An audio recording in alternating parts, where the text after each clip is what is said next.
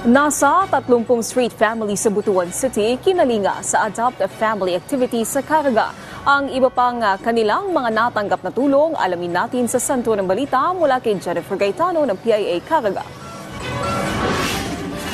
Masayang nakibahagi ang nasa 30 pamilya na benepisyaryo ng isinagawang Adopt a Family activity ng Regional Interagency Committee on Filipino Family sa pangunguna ng Department of Social Welfare and Development, Caraga. Sila ay mga street families o pamilyang walang tirahan na mula sa iba't ibang barangay ng nasabing lungsod. Kabilang sa kanilang natanggap ay mga donasyon tulad ng used clothing, face masks, hygiene kits, school supplies at marami pang iba. Salamat kaayo sa nag-sponsor ana, ma'am. Dako na po ng tabang sa amo ka.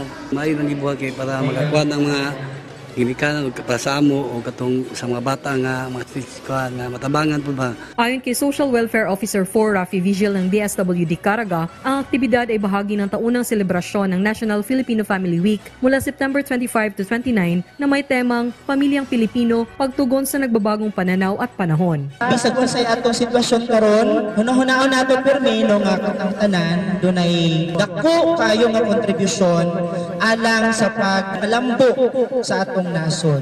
Tiniyak din ng Philippine National Police Caraga na patuloy nilang poprotektahan ang karapatang pantao ng mga mamamayan anuman ang kanilang estado sa buhay. Ang foundation sa pamiligdang ang disiplina, ang gugma o atong espiritual.